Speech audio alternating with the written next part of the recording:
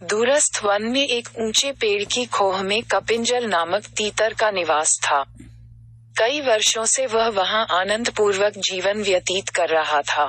एक दिन भोजन की खोज में वह अपना खोह छोड़ निकला और एक हरे भरे खेत में पहुंच गया। वहां हरी भरी कोपलें देख उसका मन ललचा गया और उसने कुछ दिन उसी खेत में रहने का निर्णय किया। कोपलों से रोज अपना पेट भरने के पश्चात वह वहीं सोने लगा।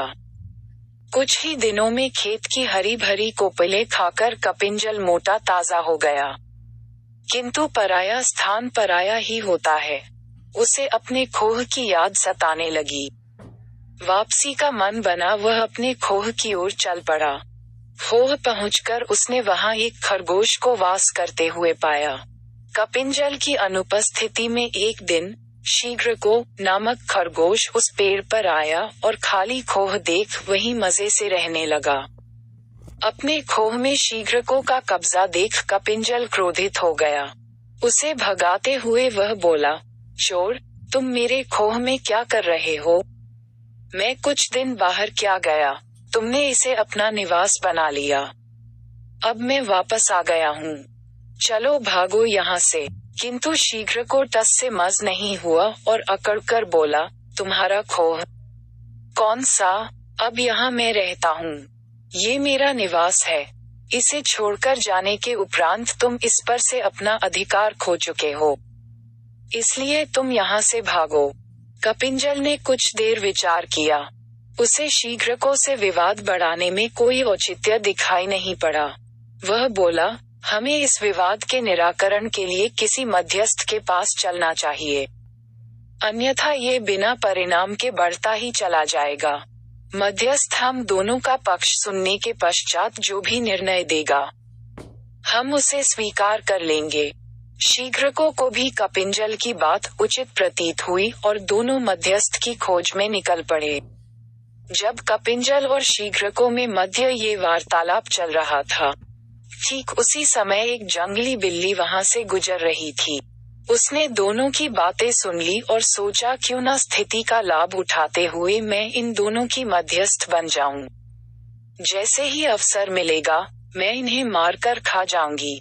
वह तुरंत पास बहती एक नदी के किनारे माला लेकर बैठ गई और सूर्य की ओर मुख कर आंखें बंद कर धर्मपाठ करने का दिखावा करने लगी। कपिंजल और शीघ्रको मध्यस्थ की खोज करते करते नदी किनारे पहुंचे। धर्मपाठ करती बिल्ली को देख उन्होंने सोचा कि ये अवश्य कोई धर्मगुरु है। न्याय के लिए उन्हें उससे परामर्श लेना उचित प्रतीत हुआ। वे कुछ दूरी पर खड़े हो गए और बिल्ली को अपनी समस्या बताकर अनुनय करने लगे। गुरुवर, कृपया हमारे विवाद का निपटारा कर दीजिए।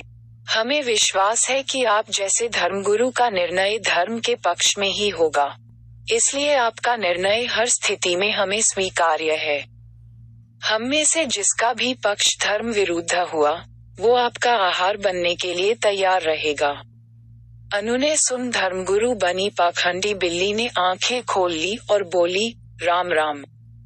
कैसी बातें करते हो? हिंसा का मार्ग त्याग कर मैंने धर्म का मार्ग अपना लिया है, इसलिए मैं हिंसा नहीं करूंगी। किंतु तुम्हारे विवाद का निराकरण कर तुम्हारी सहायता अवश्य करूंगी। मैं वृद्धा हो चुकी हूँ और मेरी श्रवण शक्ति क्षीण हो चुकी है, इसलिए मेरे निकट आकर मुझे अपना अपना पक्ष बताओ। पाखंडी बिल्ली की चिकनी चुपड़ी बातों पर कपिंजल और शीघ्रको विश्वास कर बैठे और अपना पक्ष बताने उसके निकट पहुंच गए। निकट पहुंचते ही पाखंडी बिल्ली ने शीघ्रको को पंजे में दबोच लिया और कपिंजल को अपने मुंह में दबा लिया। कुछ ही देर में दोनों को सफाचट कर पाखंडी बिल्ली वहां से चलती बनी। सीख अपनी शत्रु पर कभी भी आंख मूंद कर भरोसा नहीं करना चाहिए, परिणाम घातक हो सकता है। अगर आपको वीडियो अच्छा लगा तो सब्सक्राइब करें और शेयर करें एजुकेशन स्टोरी।